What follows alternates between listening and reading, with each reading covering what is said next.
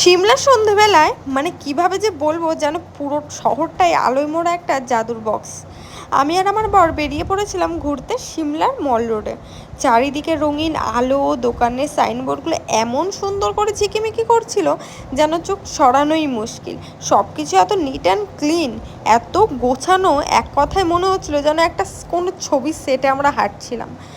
আমরা রুম থেকে বেরিয়ে একটু হাঁটতে হাঁটতে পৌঁছে গিয়েছিলাম একটা ক্যাফের সামনে। সেখানে কিছু ছেলে, মানে ছেলেরাই বলতে পারো, বসে গিটারে মানে গিটার বাজাচ্ছিল আর খুব মিষ্টি গলায় গান করছিল।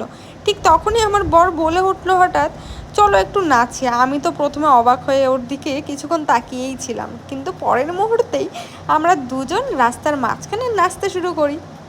চারপাশের মানুষজন থেমে গেছিলো আমাদের দেখেই, কিন্তু সেই ভিডিও নিচ্ছিল, কেউ আবার হাততালি দিচ্ছে।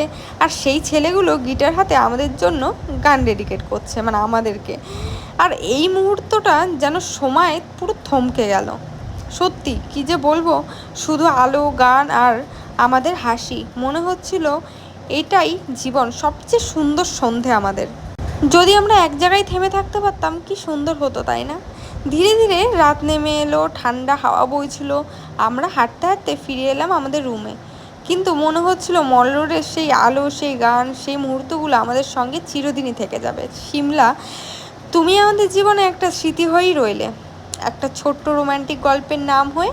হয়তো আবার কোনোদিনও ফিরে আসবো, আবার সেই মল রোড, সেই গিটার, সেই নাচের মুহূর্ত ফিরে যাব। ভিডিওটা কেমন লাগলো অবশ্যই জানাবে। হ্যাঁ, আমরা কিন্তু রুমে গিয়েছিলাম নর্মালি না, এর পরেও নেক্সট ভিডিও আসছে। রুমে আমার জন্য অপেক্ষা করছিল একটা অনেক বড় সারপ্রাইজ, যেটা আমার বর আমাকে দিয়েছিল, যেটা আমার ভাবারও বাইরে ছিল। আমি বুঝতেই পারিনি এত বড় সারপ্রাইজটা আমি পাবো, মানে আমি কোনোভাবেই আমাকে বুঝতেই দেয়নি, আমি বুঝতেও পারিনি। তো এখানে আমরা ডান্স শেষ করার পরে আর একটু মল রোডের নিচে গিয়ে ঘুরছিলাম। এত ঠান্ডা পড়েছিল কি বলবো, মানে ঠান্ডার মধ্যে ঘোরার মজাটাই আলাদা। আর আমরা কিন্তু এখানে একদম, মানে আমার বর শুধু শার্ট পরে নেই, আমরা ভেতরে পুরো নিজেকে রেডি করেই এসি, দেখে মনে হচ্ছে হয়তো আমাদের শীত টিত কিছুই লাগে না। তো যাই হোক, আমরা তো ডান্স করেই নিলাম। তোমরা আসলে তোমরাও কিন্তু এই সময়গুলো অবশ্যই, এইরকম মোমেন্ট, লোকের লজ্জায় বা মানুষজনের লজ্জা, মানুষ কি বলবে এইসব ভেবে যদি নিজেদেরকে থামিয়ে রাখো, তাহলে জীবনের মন খুলে বাজাটাই হারিয়ে যাবে। তো যাই হোক, দেখা হচ্ছে পরের ভিডিওতে। কেমন লাগলো ভিডিওটা অবশ্যই জানিও। আর এই দেখো, যারা আমাদেরকে গান ডেডিকেট করছিল, থ্যাংক ইউ সো মাচ। তোমরা না থাকলে এত সুন্দর মুহূর্তটা আমরা হয়তো পেতামই না।